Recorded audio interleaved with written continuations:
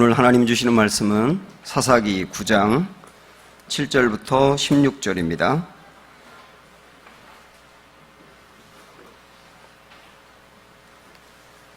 구약성경 377조 사사기 9장 7절부터 16절 말씀.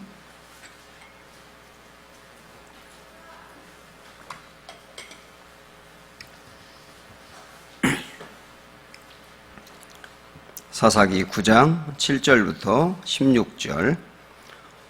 사람들이 요담에게 그 일을 알림해 요담이 그리심산 꼭대기로 가서 서서 그의 목소리를 높여 그들에게 외쳐 이르되 세겜 사람들아 내 말을 들으라. 그리하여야 하나님이 너희의 말을 들으시리라.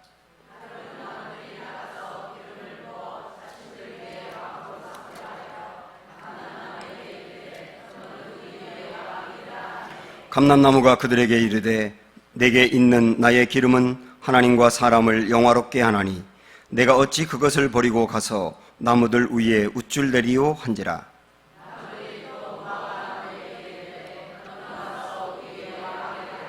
무화과나무가 그들에게 이르되 나의 단 것과 나의 아름다운 열매를 내가 어찌 버리고 가서 나무들 위에 우쭐대리요 한지라.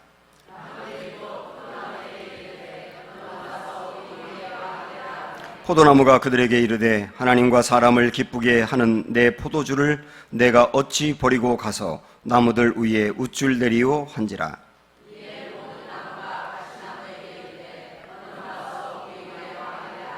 가시나무가 나무들에게 이르되 만일 너희가 참으로 내게 기름을 부어 너희 위에 왕으로 삼겠거든 와서 내 그늘에 피하라. 그리하지 아니하면 불이 가시나무에서 나와서 레바논의 백향목을 살을 것이니라 하였느니라. 이제 너희가 아비멜렉을 세워 왕으로 삼았으니 너희가 행한 것이 과연 진실하고 의로우냐? 이것이 여룻바알과 그의 집을 선대함이냐? 이것이 그의 손이 행한 대로 그에게 보답함이냐? 아멘. 주위 분들 서로 인사 좀 나눌까요? 사랑하고 축복합니다고 인사합니다.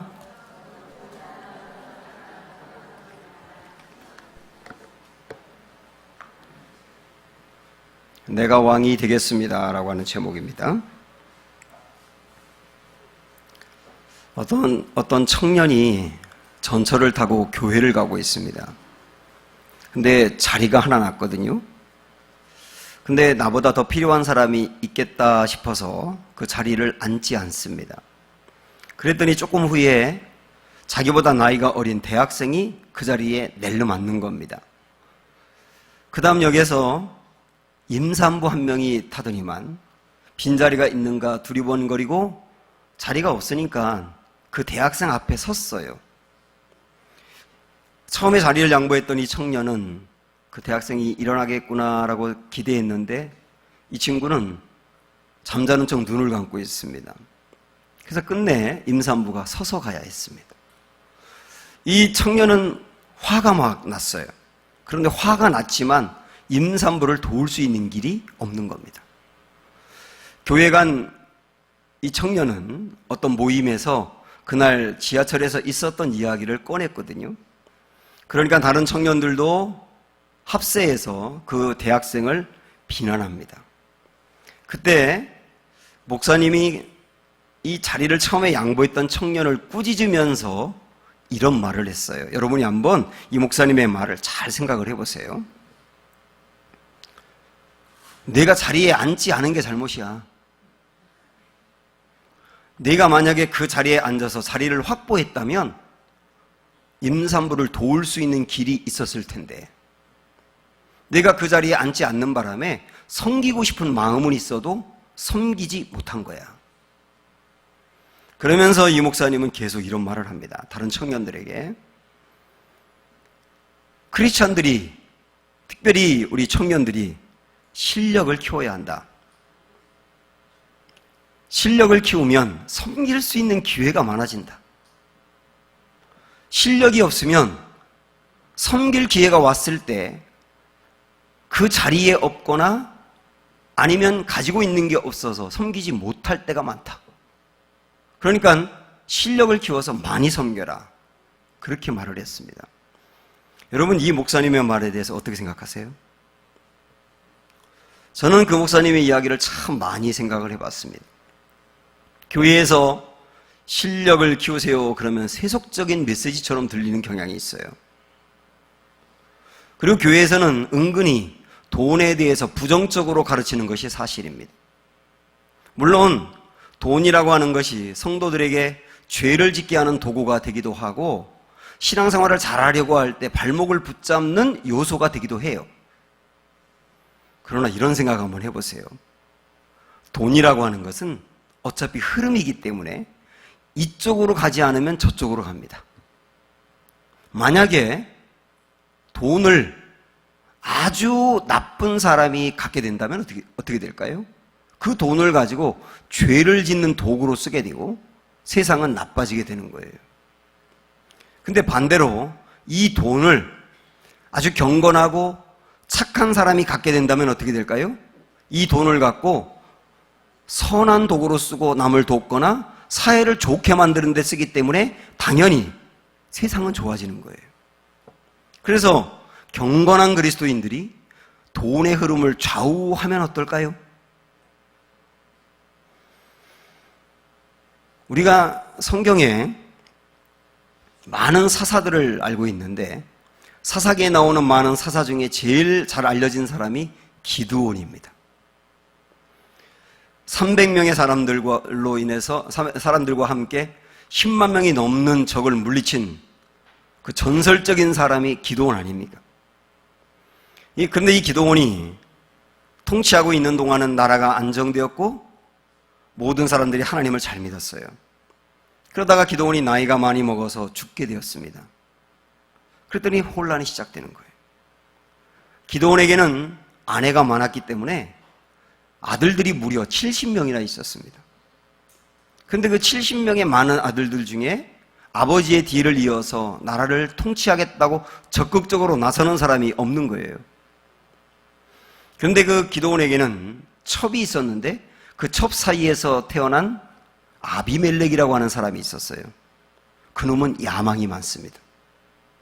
그래서 이 아비멜렉은 형들이 나라를 통치할 마음이 없다는 것을 알고 거사를 꾸밉니다. 자기 어머니의 고향인 세겜이라고 하는 곳으로 가서 가족들에게 자기가 왕이 되고 싶다는 생각을 밝혀요. 그리고 지도자들을 모은 다음에 그들이 낸 돈을 가지고 깡패들을 고용합니다. 그리고 이 깡패들이 하루아침에 70명의 형제들을 죽여버립니다. 그때 다 죽고 막내인 요담이라는 사람만 간신히 살아났어요. 그 다음에 이 아비멜렉은 세겜 사람들을 등에 업고 나라의 왕이 되었다고 스스로 밝히면서 백성들 위에 군림하면서 독재를 하게 된 겁니다. 도망갔던 요담이 그 모든 사실들을 알고 세겜 사람들에게 큰 소리로 당신들이 아비멜렉을 왕으로 세운 것이 얼마나 큰 실수인지를 비유의 형식으로 밝히는 게 오늘의 본문의 말씀이에요.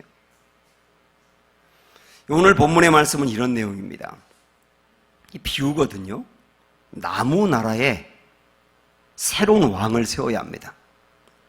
그래서 나무의 대표들이 모여서 누가 우리나라의 왕이 되는 게 좋겠는가 하고 결정한 나무가 감람나무였습니다. 그래서 이 대표들은 감람나무를 찾아가서 우리의 왕이 되어달라고 부탁을 합니다. 그랬더니 감람나무가 거절을 하면서 이렇게 말해요. 8절 9절 하루는 나무들이 나가서 기름을 부어 자신들 위에 왕으로 삼으려 하여 감람나무에게 이르되 너는 우리 위에 왕이 되라 하매 감람나무가 그들에게 이르되 내게 있는 나의 기름은 하나님과 사람을 영화롭게 하나니 내가 어찌 그것을 버리고 가서 나무들 위에 우쭐대리요 한지라. 감람나무가 이러는 거예요. 나는 왕이 되고 싶은 생각이 없어요. 왕이 되려고 한 적도 없었어요. 나는 지금 하고 있는 일을 아주 귀하게 여기는데 나는 기름을 만들어냅니다. 이 기름을 만들어내면 기름이 성전으로 가서 성전을 밝게 비추는 역할을 하고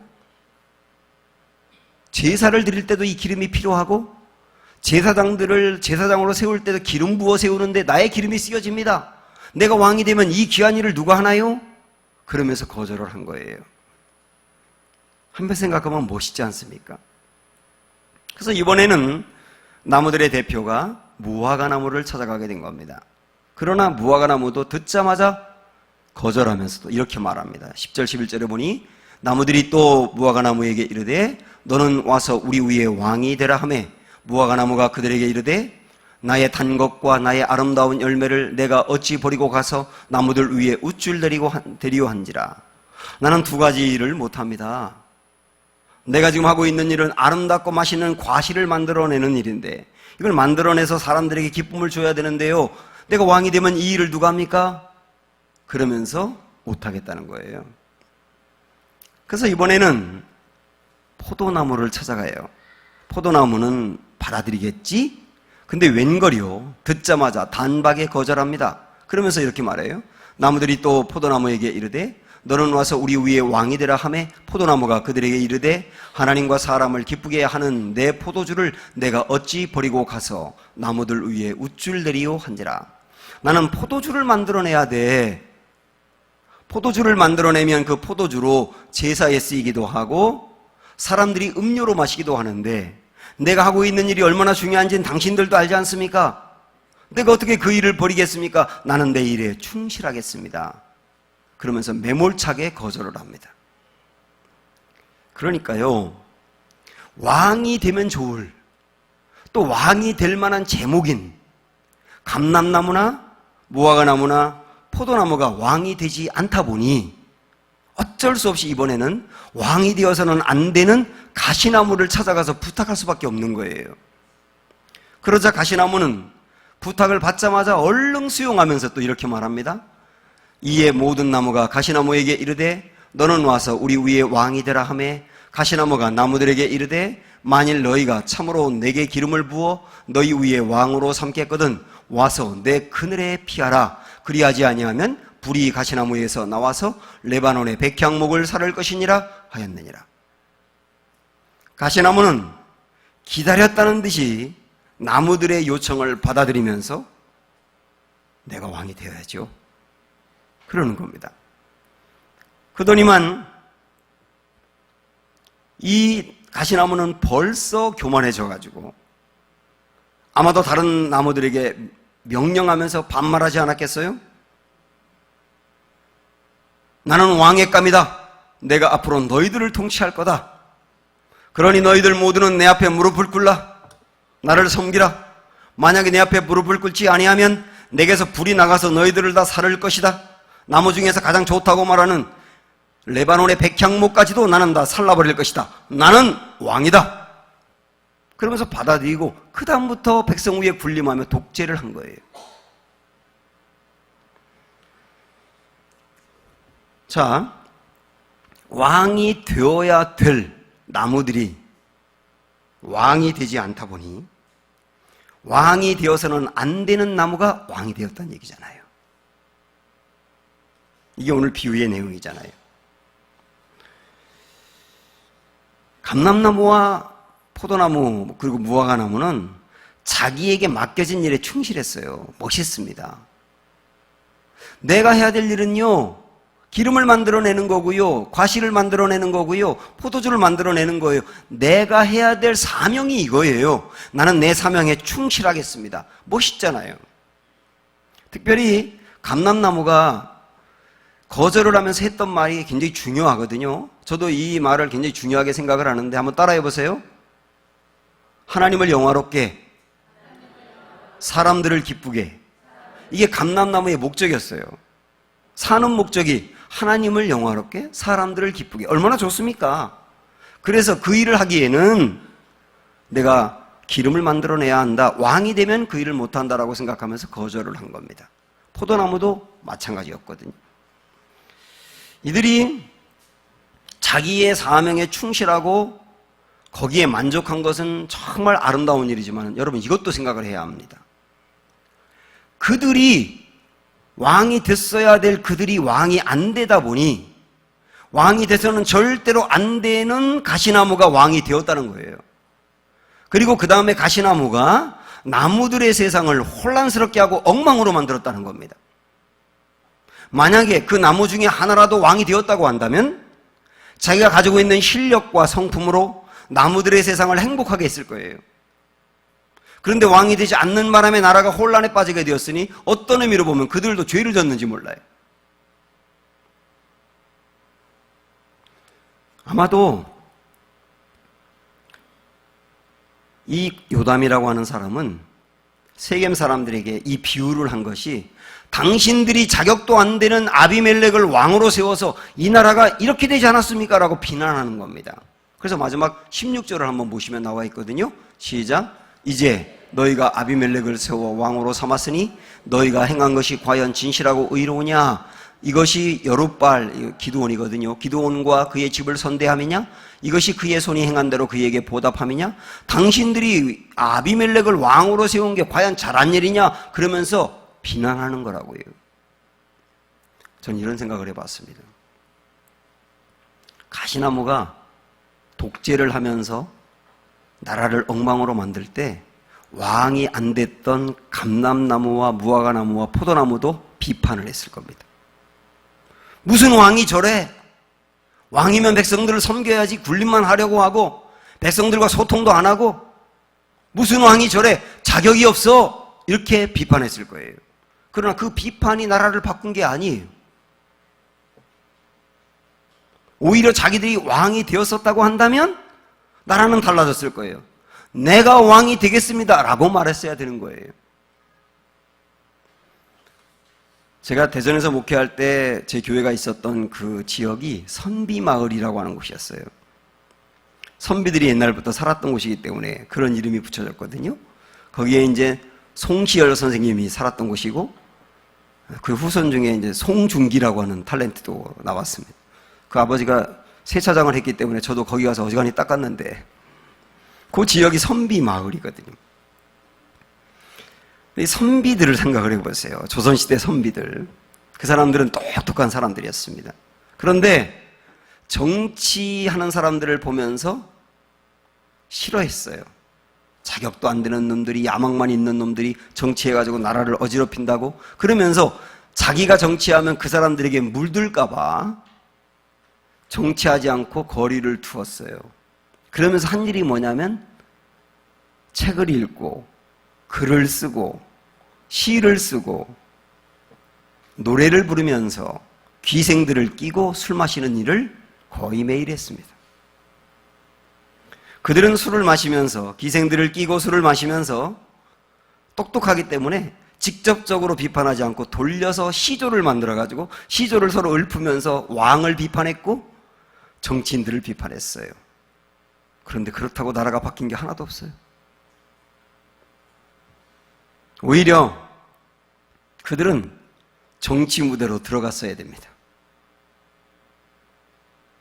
나라를 정말 걱정한다면 정치 무대로 갔어야 된다고요. 자기가 조금 더러워지는 것을 각오하고라도 들어갔어야 되는 거예요. 여러 가지 갈등도 있겠고 고민도 있겠지만 최대한 더러워지지 않으려고 애쓰면서 그곳을 변화시켰어야 된다고요. 근데 그렇게 하진 아니하면서 뒤에서 돌려가며 비판한 것은 아무런 소용이 없었다는 겁니다. 내가 왕이 되겠습니다라고 했었어야 된다는 거예요. 하나님이 천지를 창조하시고 사람들에게 복을 주시면서 복뿐만 아니라 사명을 주셨거든요. 그 사명이 창세기 1장 28절인데 자 보십시오. 시작. 하나님이 그들에게 복을 주시며 하나님이 그들에게 이르시되 생육하고 번성하여 땅에 충만하라. 땅을 정복하라. 바다의 고기와 물고기와 하늘의 새와 땅에 움직이는 모든 생물을 다스리라 하시니라. 여기 보면 하나님이 사람을 만드시고 제일 먼저 하신 명령이면서 사명이 뭐냐면 정복하라, 다스리라였어요. 이게 사람에게 주어진 사명입니다. 정복하라, 다스리라 그 말은 뭐냐면 통치하라는 얘기고 또 다르게 말하면 왕이 되라는 뜻이에요. 이게 사람을 만들고 하나님이 하신 명령입니다. 이 명령을 가리켜서 뭐라고 말하냐면 문화명령이라고 말합니다. 세상을 정복하라, 다스리라라고 하는 명령이 문화명령이라고 해요. 성경에 보면 성도들에게 주신 명령이 크게 두 가지가 있습니다. 하나는 우리 예수님이 마지막에 승천하기 전에 제자들에게 너희는 가서 모든 민족을 제자로 삼으라 라고 했던 그 명령인데, 그걸 뭐라고 말하냐면 선교 명령이라 그래요. 그러니까 모든 성도들에게는 평생토록 모든 민족을 제자로 삼아야 될 선교 명령이 있는 겁니다. 그 일을 하면서 살아야 되거든요. 근데 또 하나의 명령은 뭐냐면 문화명령인 거예요. 문화명령은 내가 있는 곳에서 왕이 되어서 세상을 변화시키는 역할이란 말이지요. 두 개의 명령을 하나님이 주신 겁니다. 그래서 성도는 사회 각 분야마다 다 들어가서 그것이 왕이 되어야 합니다. 성도가 왕이 되어서 세상을 아름답게 하지 아니하면 왕이 돼서는 안 되는 사람들이 왕이 되어서 세상을 어지럽힐 수가 있어요. 세상의 왕이 되는 것은 일단 그 분야의 리더가 되는 겁니다. 아주 솔직히 말씀드릴게요. 회사의 사장이 영향력을 많이 미칩니까? 사원이 많이 미칩니까? 나라의 대통령이 영향을 많이 미칩니까? 아니면 그 다음 얘기 안 하겠어요. 영향력이라고 하는 것은 위치에 따라 올 수도 있는 거예요. 그래서 우리 성도들이 내가 지금 발을 딛고 있고 다니고 있는 곳에서 최선을 다해 노력해서 으뜸이 될 필요가 있어요. 언론이라고 하는 것은 미치는 영향력이 굉장히 커요. 언론에서 이렇게 보도하느냐 이렇게 보도하느냐에 따라서 사람이 죽기도 하고 살기도 합니다. 만약에 언론에서 하나같이 다 모아가지고 교회에 대해서 부정적인 내용만 계속 보도하면 교인들 다 떨어질 거래요. 지금 이미 그렇게 하고 있잖아요. 제가 이전에 사실은 청년 목회할 때부터 청년들에게 이 지금 제가 설교하는 내용을 수도 없이 강조했었어요. 그때 근데 제가 교회 다음 세대 교육 전체를 책임지고 있을 때인데 언젠가부터 보니까 초등학교 아이들이 교회를 자꾸 안 나오더라고요. 현저하게 줄어들었어요, 숫자가. 그래서 왜 이렇게 요즘 어린아이들이 안 나오느냐라고 물어봤더니 뭐라 그러냐면 요새 교회 나오는 그 시간에 만화 영화를 하는데 정말 재밌는 만화 영화를 한다는 거예요. 애들이 그 만화 영화에 홀딱 빠져가지고 교회를 안 나오는 거예요. 왜냐하면 교회보다 만화가 재밌잖아요. 그래서 제가 그때 이런 생각을 해봤습니다. 농담 비슷하지만 이 언론에 방송에 경건한 그리스도인들이 많이 들어가야 되겠다. 그래서 언론에 방송에 편성국장 그런 자리를 차지해야 되겠다. 그래가지고 교회 오는 시간 주일날 낮 11시 이런 때는 정말 재미없는 것을 보여주는 거예요. 뭐 국악 한마당 이런 거, 판소리는 즐거워 이런 거 정말 안 보잖아요. 그런 거 편성하면 볼 게 없으니까 교회 올 거 아니에요. 그런 생각을 제가 다 했다니까요. 언론이라고 하는 게 사람들에게 미치는 영향력이 너무나 크다 보니까 그 분야를 그냥 둘 수가 없는 거예요. 경건한 그리스도인들이 그 분야를 차지해서 기독교적인 세계관을 우회적으로 끊임없이 보여주면 세상이 달라지거든요. 제가 이전에 제자 훈련하면서 이런 한 사람을 소개한 적이 있는데, 노르웨이라고 하는 그 나라가 있잖아요. 북유럽에 있는 그 나라. 그 노르웨이가 불과 200년 전에는 세계에서 가장 못 사는 나라 중에 하나였고, 비리가 가장 많았고, 범죄율이 그렇게 높았고, 그리고 교회를 다니는 사람들이 별로 없었고, 완전히 후진국이었었어요. 200년 전에. 그런데 그 나라를 걱정하면서 어떻게 하면 이 나라가 잘 살 수 있을까? 어떤 방법으로 하면 좋을까라고 고민하는 20대 초반의 청년이 있었습니다. 20대 초반의 청년, 여기도 20대 초반이 있죠? 이 청년이 나라를 걱정하면서 어떻게 하면 좋을까를 고민했다니까요. 그때 어떤 사람이 이 청년에게 성경의 모든 방법이 나와 있다고 알려줍니다. 그래서 이 사람이 성경을 연구하기 시작해요. 그러면서 이 나라가 정말 달라질 수 있는 방법을 성경을 읽으면서 깨닫는 대로 정리해 가기 시작합니다. 그러다가 이 사람이 생각해요. 이런 방법으로 나라가 바뀌어야 될 텐데 그러려면 내가 정치인이 되어야 되겠다. 그래가지고 노력을 해서 20대 이 사람이 국회의원이 됩니다. 그 다음부터 자기가 성경을 통해서 연구했던 내용들을 하나하나 펼쳐가는 거예요. 자기와 함께 생각을 공유하며 비전을 공유할 수 있는 사람들을 규합하고 여러 가지 좋은 법들을 만들어가지고 상정합니다. 그리고 통과시켜요. 이 사람이 그러는 과정에서 반대파의 모함에 걸려서 17년 동안 옥고를 치르기도 했습니다. 근데 흔들리지 않아요. 결국 어떻게 된지 아세요? 200년이 지나고 난 다음에 노르웨이라고 하는 나라는 지금 GNP 세계 거의 최고예요. 범죄율이 가장 낮은 나라 중에 하나고요. 복지가 가장 잘 되는 나라 중에 하나고, 인구 대비로 볼 때 선교사를 가장 많이 파송한 나라 중에 하나가 노르웨이입니다. 가장 후진국이었던 나라가 이렇게 최상의 나라가 될 수 있었던 데는 한스 허그라고 하는 그 청년을 빼고 말할 수가 없는 거예요. 한스 허그의 이 부흥운동, 한스 허그 리바이벌이라고 하는 이 부흥운동이 나라를 바꿨다니까요.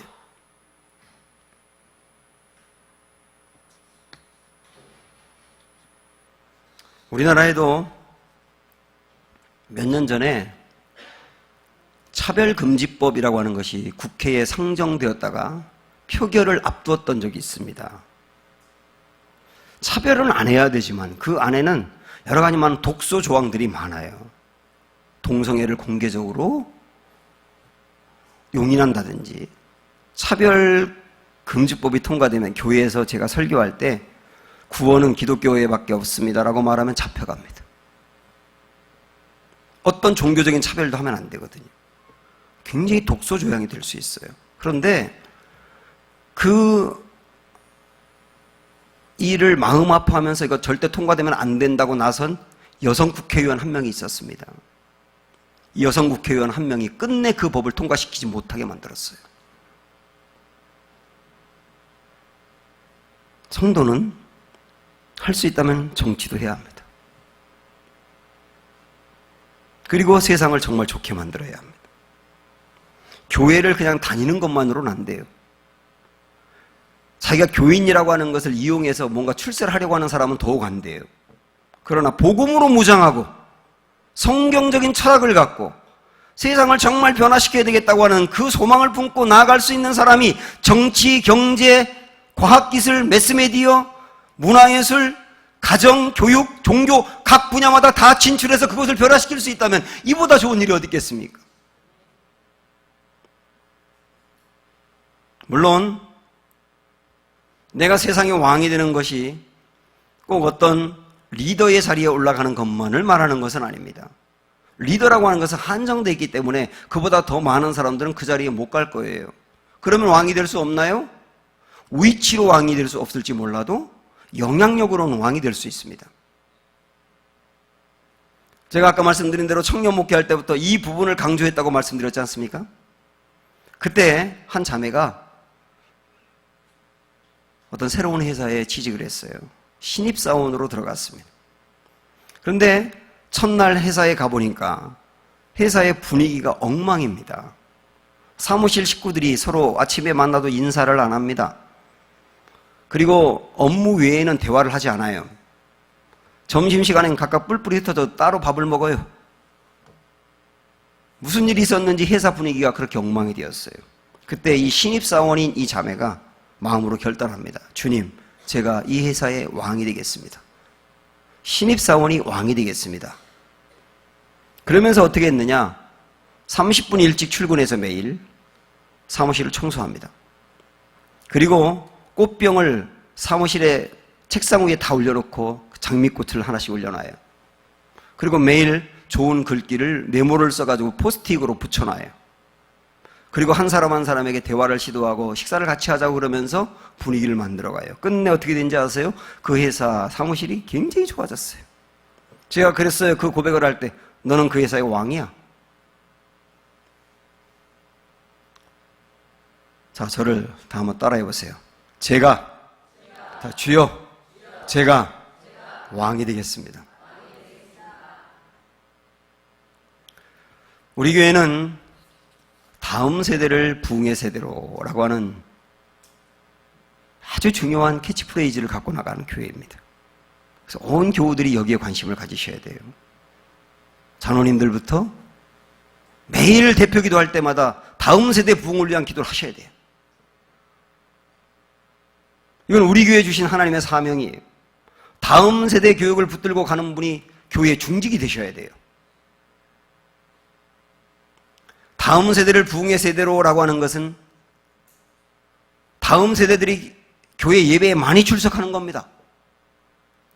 그래서 어른 세대만큼 다음 세대도 예배를 드리는 그런 교회를 가는 거예요.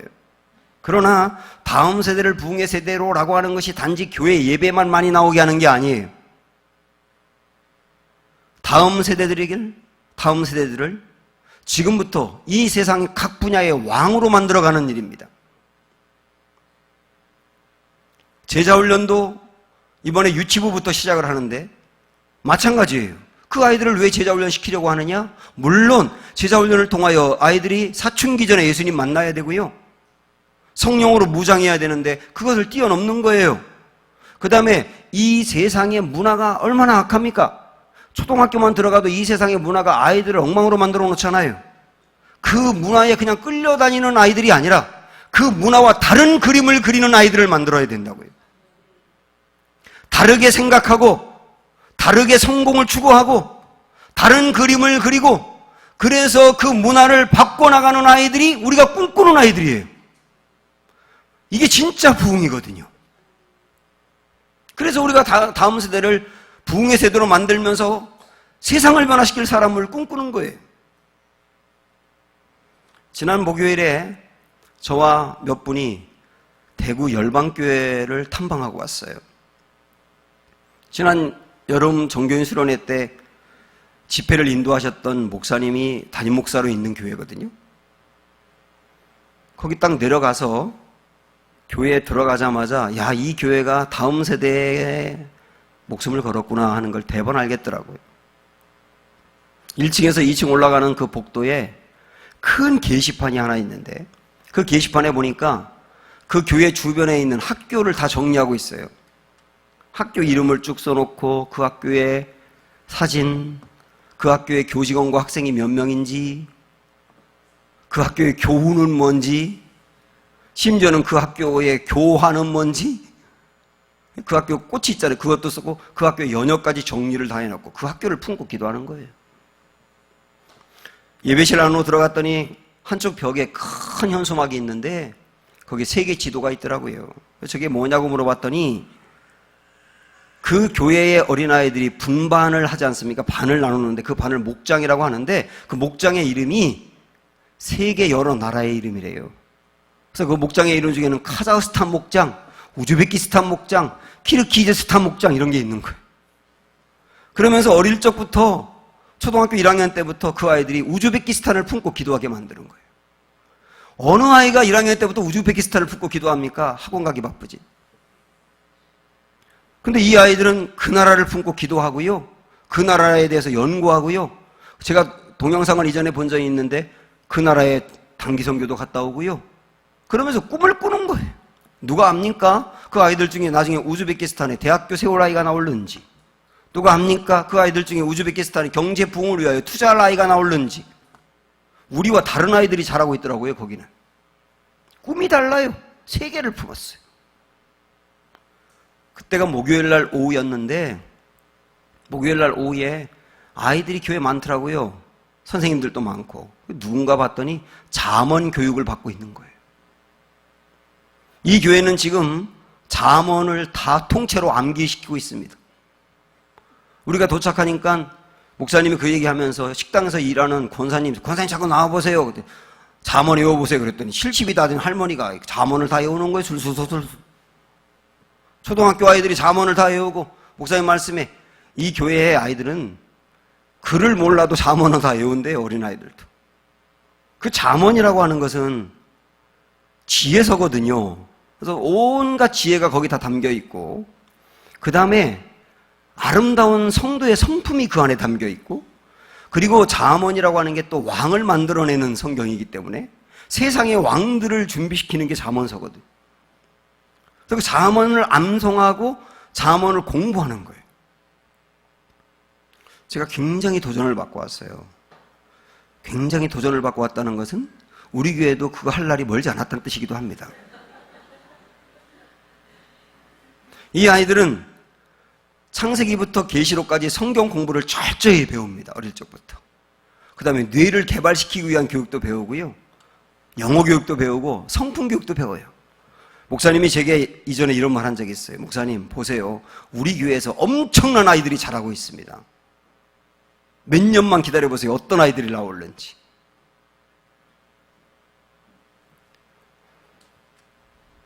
제가 다음 세대 부흥을 위해서 정말 예전부터 고민을 많이 했는데 생각은 있는데 길을 못 찾았다가 이 목사님 만나면서 방향과 길을 얻게 되었거든요. 좋은 거 따라가고 싶어요. 우리 교회는 주차장이 참 미비합니다. 그래서 여러분들 교회 차 타고 오면 주차하는 게 어려우실 거예요. 교회 건물이 크지도 않고요. 편리하지도 않아요. 그래서 내 아이 큰 교회에 다니고 주차도 맘 놓고 쉽게 하고 이 아이들이 교회에서 좋은 환경 속에서 큰 공간 속에서 교회 다니게 하고 싶다. 그러면 우리 교회는 잘못 오신 거예요. 많은 분들이 교회의 목사의 설교를 듣고 교회를 선택하는 경우가 있는데 만약에 여러분들이 목사의 설교를 기준으로 선택하려고 한다면 저보다 설교 잘하는 목사님은 굉장히 많을 겁니다. 그러나 다른 건 몰라도 내 아이 공간은 좀 부족해도 정말 사춘기 전에 예수님 만나고 그 아이들이 성령으로 충만하고 하나님이 주시는 꿈을 꾸고 이 세상의 각 분야 속에 들어가서 세상을 변화시키고 움직일 수 있는 왕을 만들고 싶다. 그런 인재를 키워내고 싶다라고 생각하신다면 감히 말씀드리는데 우리 교회 맡겨주셔도 괜찮아요. 저는 청라에서 우리 교회가 제일 큰 교회 되면 좋겠다 그렇게 생각해 본 적이 한 번도 없습니다.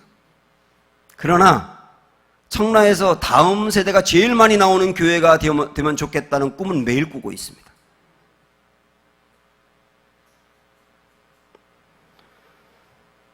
이것을 넘어서 20년, 30년, 40년 후에 이곳에서 자라난 아이들이 이 세상 구석구석에서 어떻게 세상을 변화시킬지 그 꿈을 꾸면 설렙니다. 우리 다 같이 이 다음 세대를 이 시대의 왕으로 잘 키워내야 되겠다 하는 소망 품고 저와 함께 달려갈 수 있기를 축복합니다. 우리 마지막으로 다 같이 하는 겁니다. 주여 제가 왕이 되겠습니다. 시작. 주여 제가 왕이 되겠습니다. 또한 우리의 다음 세대를 이 시대의 왕들로 세워주십시오. 시작. 우리의 다음 세대들을 이 시대의 왕들로 세워주십시오. 찬양하겠습니다. 우리가 그런 사람이 되어서 나를 드리기를 소망하면서 주님 내가 여기 있사오니 함께 찬양합니다.